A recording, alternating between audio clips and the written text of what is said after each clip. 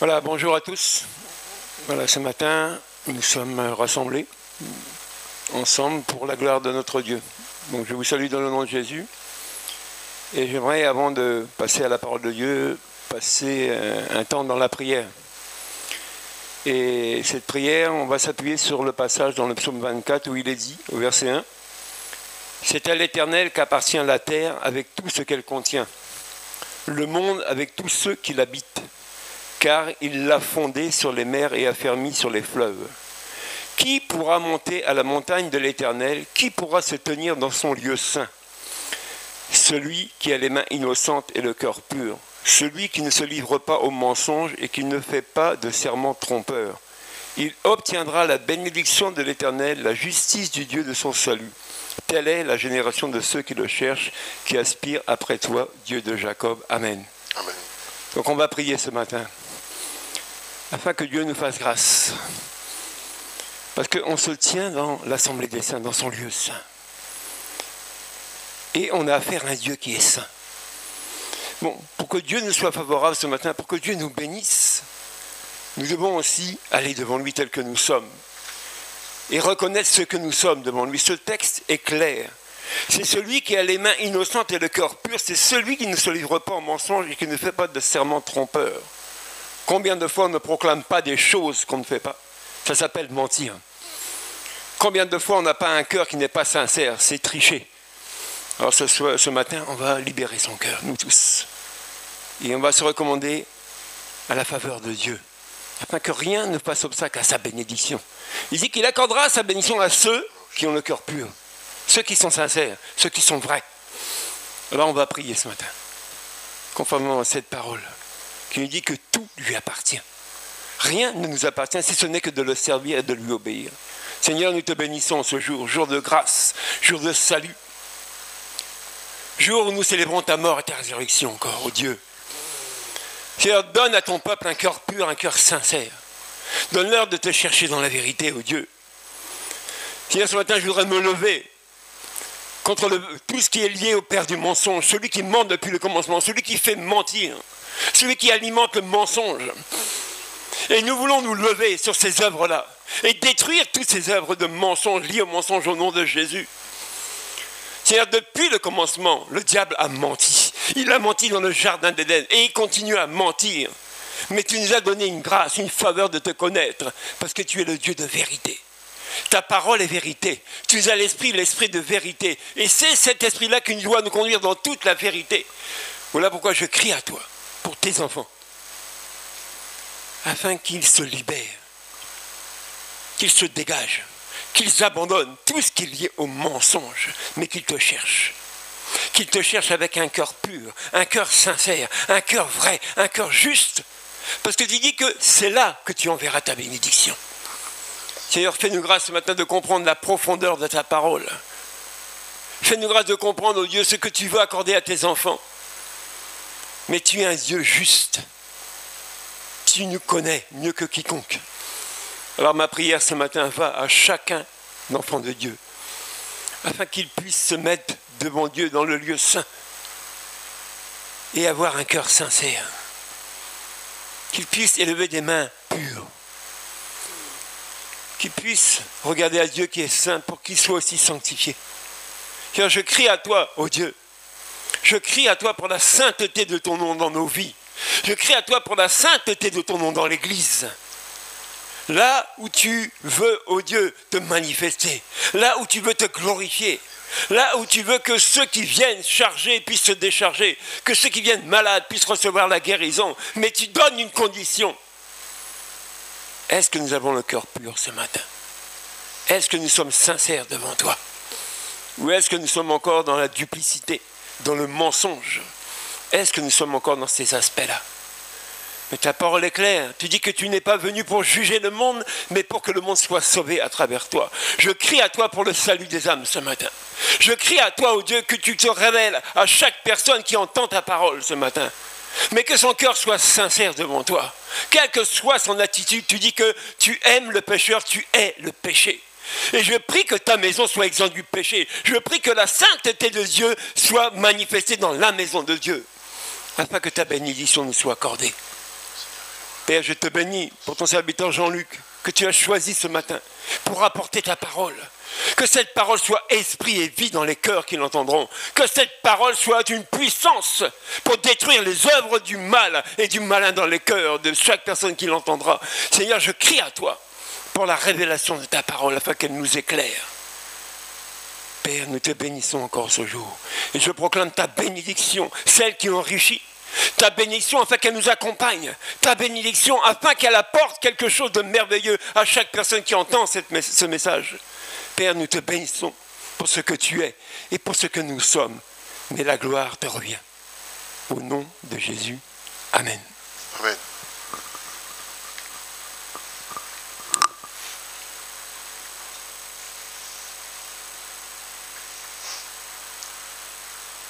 Soyez bénis dans le nom de Jésus.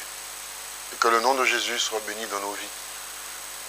Car c'est par lui seul et en lui seul que nous avons la vie. Père, nous te bénissons parce que tu nous as donné un sauveur. Il y a un sauveur merveilleux. Celui qui est venu du ciel, car le salut vient du ciel. Pour pouvoir, Seigneur, ramener les hommes à toi, ô Dieu. Tu t'es réconcilié avec les hommes. Et aujourd'hui encore, tu parles aux hommes. Seigneur, merci pour la parole de vérité. La parole qui transforme. La parole, Seigneur, qui révèle, Seigneur, ce qui est caché, ce qui est enfoui, ce qui est enterré. Et ta parole, Seigneur, déterre tout ce qui est mauvais. Père, nous te bénissons pour cela. Que ton Saint-Esprit soit à l'œuvre, Seigneur, au milieu de nous et en nous, mais aussi, Seigneur, dans ta parole. C'est toi qui révèles la parole. Et je te bénis pour cela. Merci pour la révélation de ta parole, ô Dieu.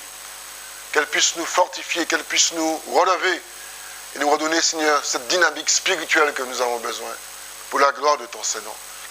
Et que ton nom soit béni, Père, dans le nom puissant de Jésus. Guide-moi, dirige-moi, Père, au nom puissant de Jésus. Amen. Soyez bénis dans le nom de Jésus et que la parole du Seigneur nous fasse grâce ce matin. Je vais lire un texte avec vous dans Jean, le chapitre 5, à partir du verset 1.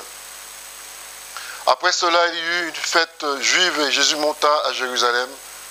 Or, à Jérusalem, près de la porte des brebis, il y a une piscine qui s'appelle en hébreu Bethesda et qui a 5 portiques. Sous ces portiques, un grand nombre de malades étaient couchés, des aveugles, des boiteux, des paralysés. Ils attendaient le mouvement de l'eau. Car un ange descendait de temps en temps dans la piscine et agitait l'eau. Et le premier qui descendait dans l'eau, après qu'elle avait été agitée et guérie, quelle que soit sa maladie.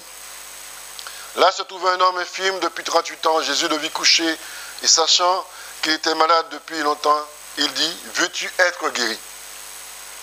L'infirme lui répondit, « Seigneur, je n'ai personne pour me plonger dans la piscine quand l'eau est agitée.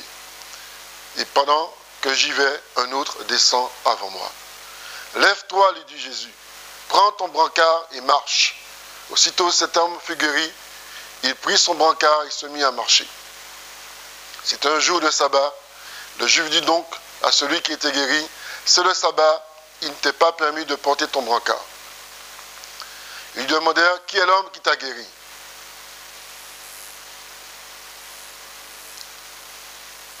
Ils lui demandèrent, pardon, « Qui est l'homme qui t'a dit, prends ton brancard et marche ?» Mais celui qui avait été guéri ne savait pas qui c'était, car Jésus avait disparu dans la foule qui était à cet endroit. Quelque temps plus tard, Jésus le retrouva dans le temple et lui dit, « Te voilà guéri, ne pêche plus, de peur qu'il ne t'arrive quelque chose de pire. » Cet homme s'en alla annoncer aux Juifs que c'était Jésus qui l'avait guéri. C'est pourquoi les Juifs poursuivirent Jésus et cherchaient à le faire mourir, parce qu'il avait fait cela le jour du sabbat. Cependant, Jésus leur répondit, « Mon Père est à l'œuvre jusqu'à présent, moi aussi je suis à l'œuvre. » Amen. Seigneur, merci pour la parole.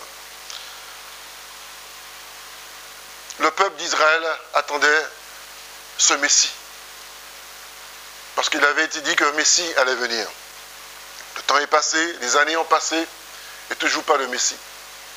Et puis, nous savons que le peuple d'Israël est un peuple qui marchait dans la désobéissance, dans l'insoumission, qui avait mis de côté toutes les règles et les lois de Dieu. Et ce peuple était revenu à ses anciens, je dirais, entre guillemets, amour, des choses mauvaises. Et ils avaient mis Dieu derrière eux. Et c'est à cause de cela que, pendant un temps, Dieu n'était plus là. On n'entendait plus parler de Dieu. Et même des prophètes. Et le temps passait, ce Messie n'était toujours pas là. Et avec le temps, on oublie beaucoup de choses.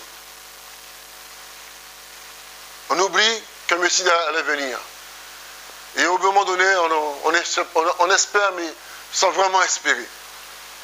Mais pourtant, un jour, ce Messie est venu. Mais qui a vu que ce Messie était là?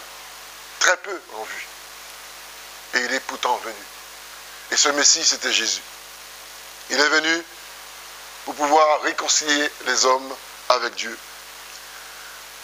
Cette parenthèse pour nous montrer que quand on attend quelque chose, parfois, on n'a plus de patience.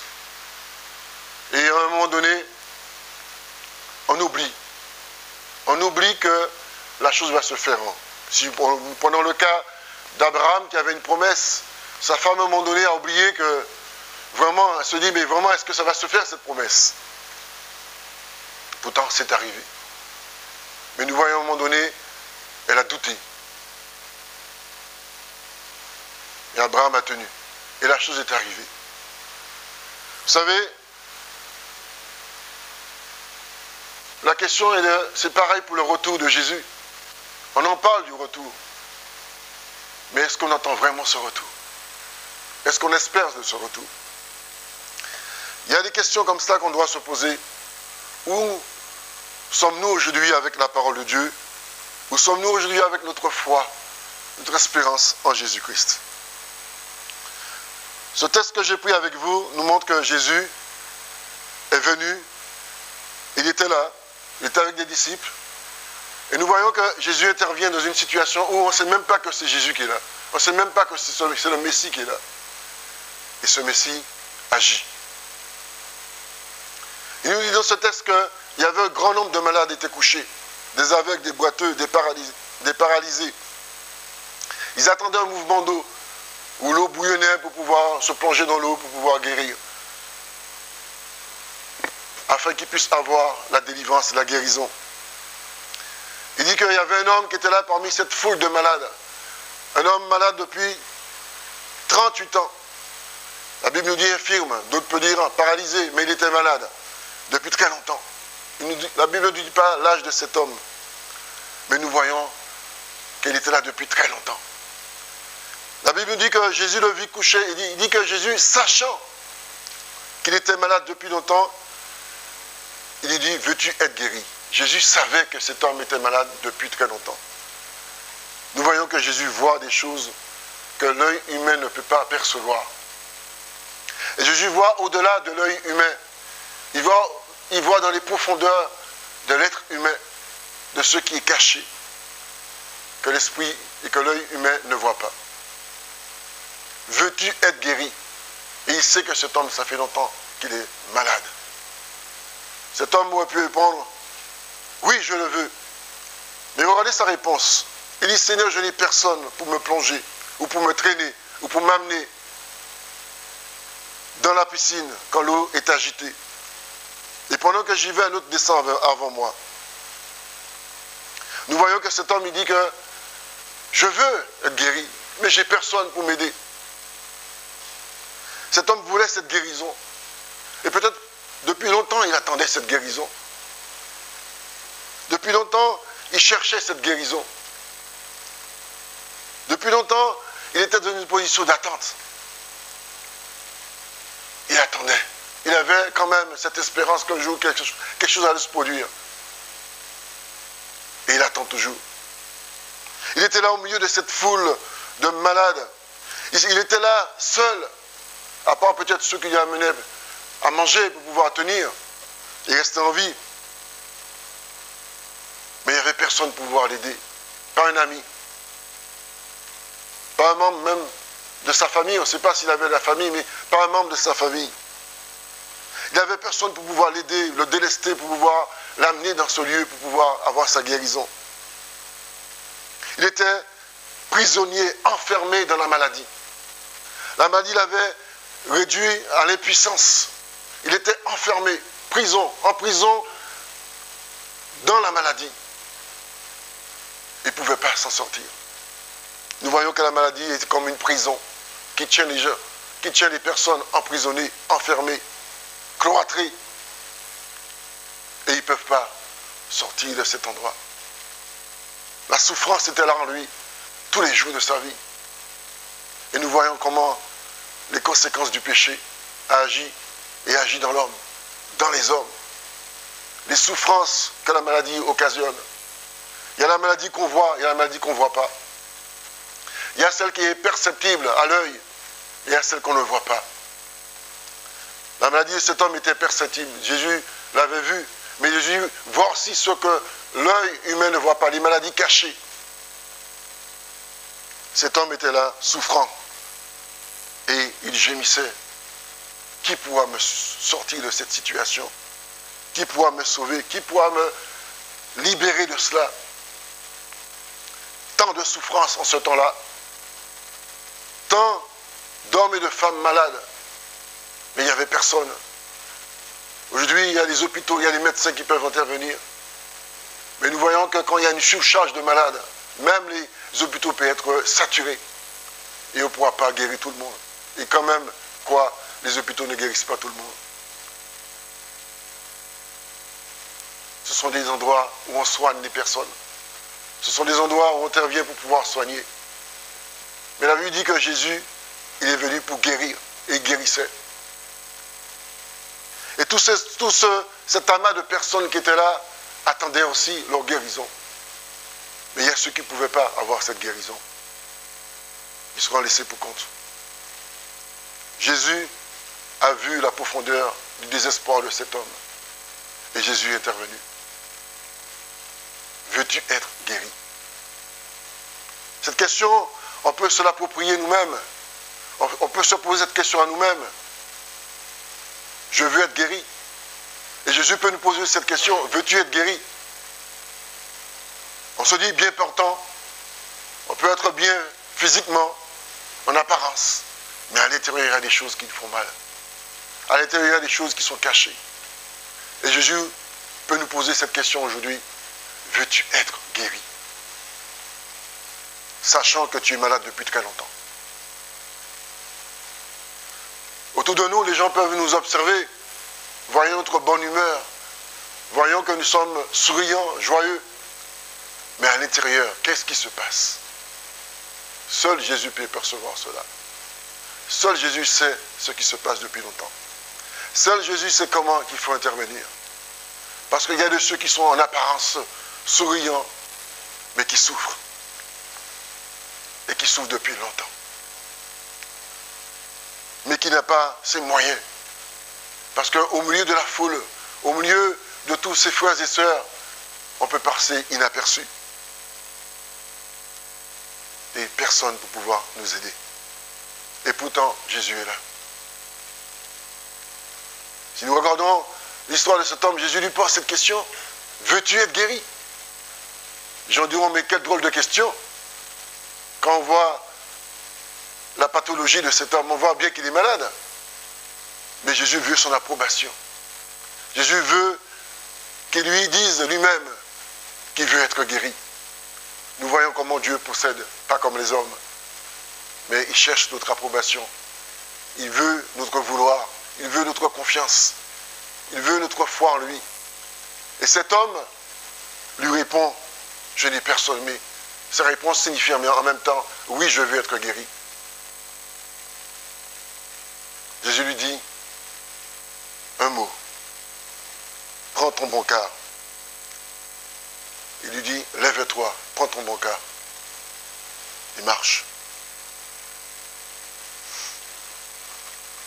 Jésus lui dit, prends ton brancard et marche.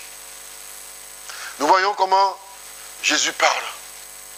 Jésus n'intervient pas de manière spectaculaire, mais simplement, discrètement, sans, avec des grands mots pour se faire voir des hommes. Mais Jésus vient sans qu'on puisse apercevoir qu'il est là. Simplement, il parle. Sa parole est efficace. Sa parole va agir de manière profonde. à l'intérieur de cet homme. Il lui dit, lève-toi. Au moment où au moment où il prononce cette parole atteint cet homme. Et cet homme reçoit cette guérison. Nous voyons, le mouvement se fait en même temps. Au moment où il parle, l'homme se lève en même temps. Et tout se fait en coordination avec cette parole qui est puissante. Une parole qui est esprit et vie. C'est ce que j'ai dit. Ma parole est esprit et vie. La parole parle. Et la parole met en action sa parole. Parce que sa parole est vraie et véritable. Et c'est cette parole qu'on voit qui agit par la confiance de cet homme en Jésus, par sa foi en Christ, qui lui permet de voir la délivrance et sa guérison. Nous voyons que Jésus n'est pas venu prier, lui imposer les mains, mais Jésus a juste parlé. Il montre l'efficacité de sa parole. Il montre la puissance de sa parole. Il montre sa parole a une teneur de puissance et de vérité et de démonstration de puissance. Sans chercher à avoir des spectateurs autour de lui. Mais simplement, Jésus intervient. Et cette parole nous rappelle que, cette parole de Jésus, que le royaume de Dieu ne viendra pas avec beaucoup d'éclat, mais simplement avec discrétion, avec douceur, elle sera là. Et qui va remarquer Jésus? Parmi cette foule, très peu de personnes. À part bien entendu cet homme et probablement les disciples. Jésus nous montre la puissance de sa parole. Comment la parole peut agir à l'intérieur d'un homme ou d'une femme. Comment, quand la parole est prononcée avec foi, ça change les pensées, ça change les comportements, ça change la façon dont la personne perçoit les choses autour d'elle. Dans ce monde où nous vivons aujourd'hui, beaucoup de personnes ont besoin d'une parole de foi, une parole de guérison, une parole de délivrance. Le monde souffre, les hommes souffrent. Il y a beaucoup de malades autour de nous. Beaucoup de gens sont dans la souffrance. Beaucoup de gens cherchent la vérité. Et la vérité, seul Jésus peut donner cela. Mais qui croit à cela? Beaucoup d'hommes qui sont à un stade supérieur, qui gèrent les pays, cherchent des solutions. Mais c'est toujours Jésus qui est là. Et nous voyons comment cet homme reçoit cette guérison. Nous-mêmes qui sommes là, nous qui entendons la parole de Dieu, nous qui regardons les messages ou entendons les messages, nous voyons comment nous devons laisser cette parole nous pénétrer et arriver au plus profond de nous-mêmes. Nous laisser faire par la parole de Dieu. Nous laisser infuser par la parole de Dieu, qu'elle puisse manifester pour nous cette délivrance, cette guérison que nous avons besoin. Jésus dit que mon Père est à l'œuvre jusqu'à présent. Mort si je suis à l'œuvre. Et nous voyons que Jésus, lui, il ne faisait pas les choses de lui-même, mais il le faisait avec son Père. Comme nous devons faire selon ce que Dieu nous apporte à faire. Il dit, j'agis. Mon Père est à l'œuvre. Et je le fais. Nous voyons aussi dans Marc 2,11, un acte similaire où Jésus dit, je te l'ordonne. Il donne un ordre, il parle. Et il dit au paralytique, lève-toi, prends ton lit et va dans ta maison. Encore Jésus parle et la parole s'accomplit. Ça nous ramène à la Genèse où Dieu parle et les choses se font. Dieu nous montre sa puissance, sa toute puissance, sa réalité divine et la puissance de sa parole. C'est une parole qui est créative. Elle crée. C'est une parole qui détruit ce qui est mauvais, qui construit l'homme, qui reconstruit l'homme et qui amène l'homme à une reconstruction de son état spirituel. Parce que l'homme a besoin de cela. L'homme a besoin de cette reconstruction spirituelle. L'homme a besoin de l'aide de Dieu. Et nous voyons que l'homme ne peut rien faire sans Dieu. Rien. Nous ne pouvons pas mettre Dieu au-delà de tout ce que nous faisons, de mettre derrière de nos pensées, derrière des choses. Nous le cachons, nous le mettons à part. Dieu ne peut pas être à part parce qu'il est partout, il est toujours présent. Regardez le résultat. Quand Jésus le rencontre à nouveau, il sait maintenant que c'est Jésus qui l'a guéri. Et il va proclamer que Jésus l'a guéri. L'homme glorifie Dieu. Il dit, c'est celui qui m'a guéri. Ce n'est pas Jésus qui se glorifie, c'est l'homme qui va glorifier Dieu. Et c'est ça la différence. On le voit. Parce qu'il dit que c'est Jésus qui m'a guéri. Aujourd'hui, nous avons besoin de cela, de la guérison de Dieu.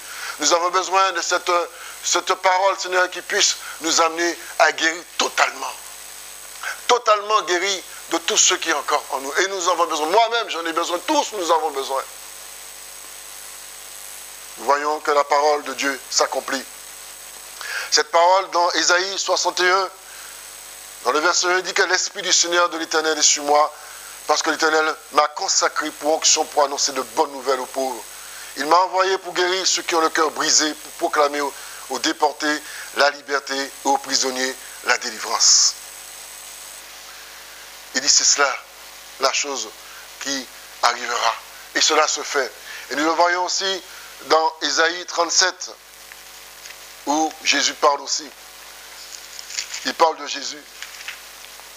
Et dans Ésaïe 37, il nous montre aussi,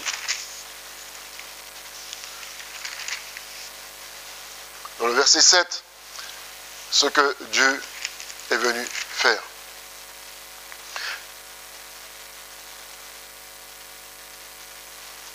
Dans le verset 1 à 7, pardon.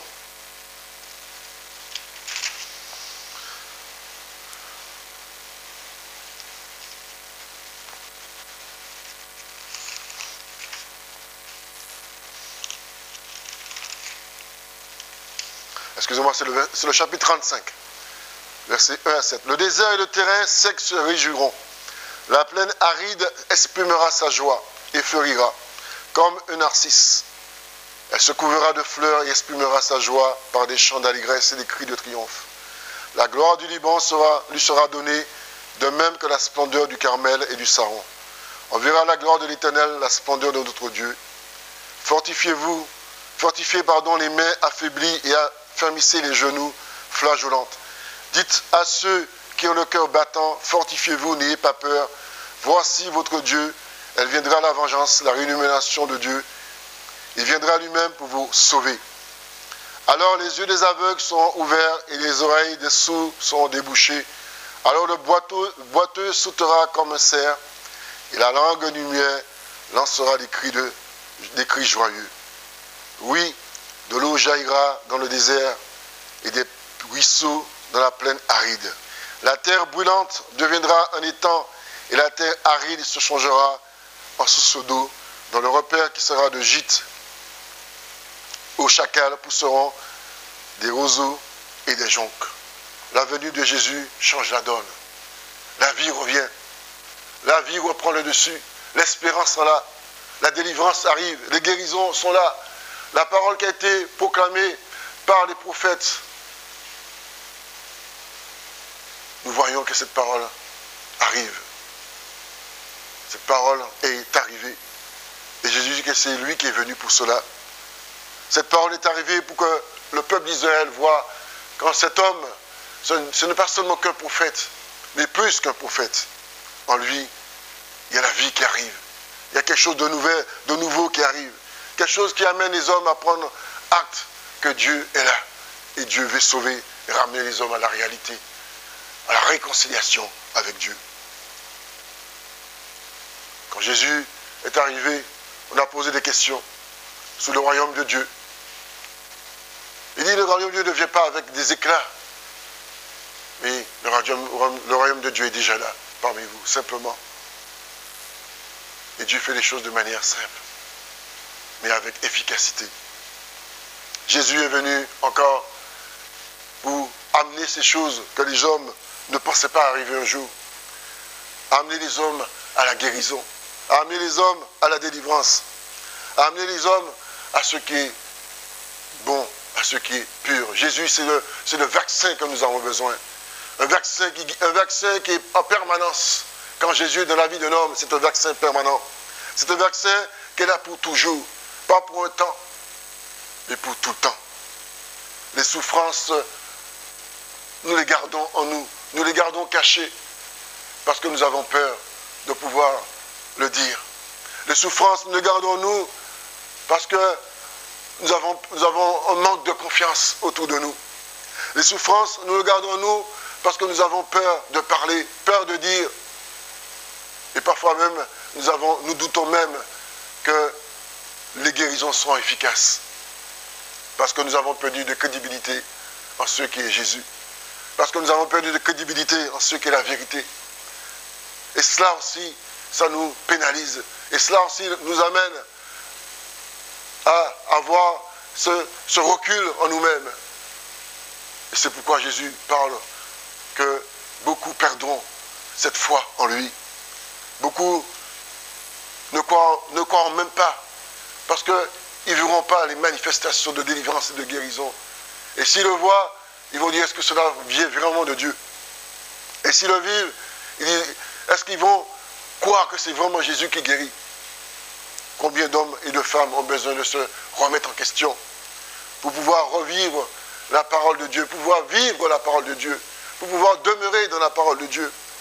Car c'est dans l'espoir et dans la persévérance et dans la foi que nous voyons que l'amour de Dieu se révèle. Il se révèle à nous. Nous qui sommes parfois fermés, parce que son amour est déjà là, est déjà présent en Jésus. Frères et sœurs, nous devons nous ouvrir de plus en plus à Jésus. Nous devons avoir un cœur grand comme ça pour Jésus. Un cœur qui donne, un cœur qui s'ouvre pour lui. Un cœur qui aime sa parole. Un cœur qui lui fait confiance. Parce que Jésus est là pour encore délivrer de tous ceux qui souffrent, de tous ceux qui sont dans l'adversité, de tous ceux qui sont dans des situations difficiles. Là où nous croyons avoir des solutions, et les solutions ne nous amènent pas à grand-chose. Elles sont toujours temporelles. Mais Jésus est venu pour pouvoir amener quelque chose de définitif. Là, seul, il peut le faire. Et c'est là que nous comprenons que la parole de Dieu est une parole qui donne de la force, qui donne un renouvellement spirituel pour chacun de nous. Parce qu'il dit que sa parole est esprit et vue. Et c'est là que nous voyons que vraiment sa parole est une puissance.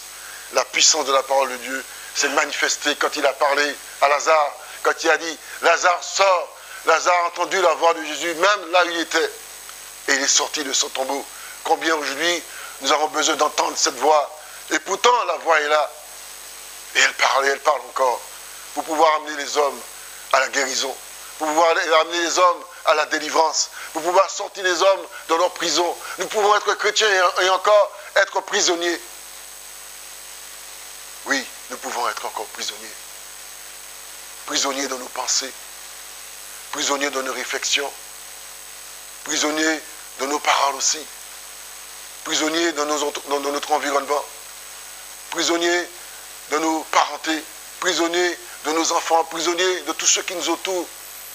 Alors que Jésus est venu pour pouvoir nous sauver de cette prison, nous sortir de cette prison. Et aujourd'hui encore, il vient pour nous sortir de cette prison. Chaque jour, Jésus est là pour sortir les hommes et les femmes de la prison, des endroits où ils sont. Je disais que cet homme était emprisonné dans la maladie. La maladie la tenait emprisonné, le tenait emprisonné, fermé sur lui-même, comme une chape de plomb. Et Jésus ouvre cette porte de la délivrance, de la guérison, pour pouvoir sortir cet homme. Les souffrances sont là. Et Jésus est là encore. Les souffrances sont encore là. Nous peinons. Nous crions. Nous gémissons. Nous sommes en train de pleurer. Mais Jésus est encore là. Toujours là. Il dit, voici, je me tiens dans la porte et je frappe. Si quelqu'un entend ma voix. Il dit, si quelqu'un entend la voix de Jésus. Il dit, il va rentrer, il va souper, il va manger, il va être là. Mais Jésus fait plus que souper et manger. Quand Jésus te guérit, il prend part avec toi. Il vient avec toi, il partage avec toi. Parce que Dieu veut sauver les hommes. Son but, c'est de sauver et de ramener les hommes à la vie. Et c'est cela qu'il faut comprendre.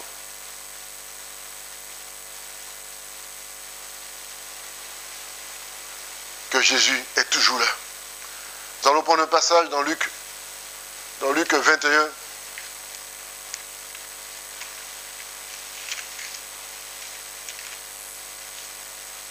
Le verset 31. Il dit de même, quand vous verrez ces choses arriver, sachez que le royaume de Dieu est proche. Tout à l'heure, je disais au début que quand Jésus est venu, on n'a pas fait attention que le Messie était là. Et de même, quand Jésus reviendra, on ne fera pas attention. Alors, il me dit, mais quelle relation y a-t-il entre ce que tu viens de dire et ce texte-là? Je vous disais que quand Jésus est venu guérir cet homme, qui l'a vu? Que c'était Jésus. Qui a vu que c'était le Messie? Pas grand monde. Pourtant, il y avait de nombreux malades. Vous allez me dire, oui, mais de nombreux malades, il n'a guéri qu'un homme. Mais le verset 17 dit que Jésus dit qu'il agit selon son Père. C'est ça qu'il faut comprendre.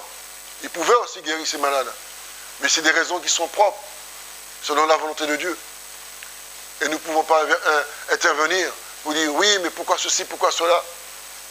Jésus, que de la même façon dont je suis venu, de la même façon dont je suis venu pour guérir des gens, délivrer des gens, de la même façon je reviendrai pour pouvoir extirper les gens encore de leur souffrance, mais pour les amener totalement avec moi, définitivement avec moi. Dieu a donné des signes de la venue du Messie, de même qu'il donne des signes aussi de son retour, pour pouvoir sortir tous ceux qui sont dans des souffrances, pour être enfin dans la paix éternelle. Car je vous dis qu'il y a des souffrances cachées. Ce n'est pas des souffrances physiques seulement qu'on voit, mais de ce qui est à l'intérieur. Et ce qui est à l'intérieur, on prend sous soi-même, et on attend, et on espère. L'espérance, la foi, l'amour. Et on attend encore. Mais on garde toujours cette foi qu'un jour, il y a des choses qui vont se passer. Et on attend ce retour, on attend ce temps de délivrance.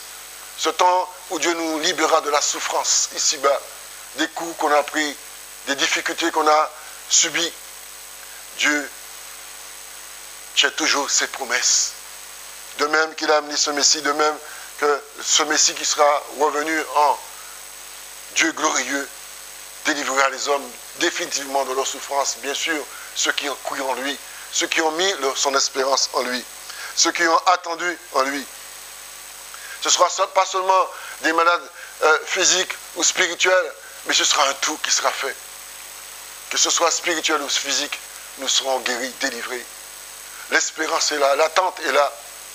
Et il faut garder cette espérance que Dieu nous a donnée. Ce sont des paroles, probablement que nous avons déjà entendues et entendues encore.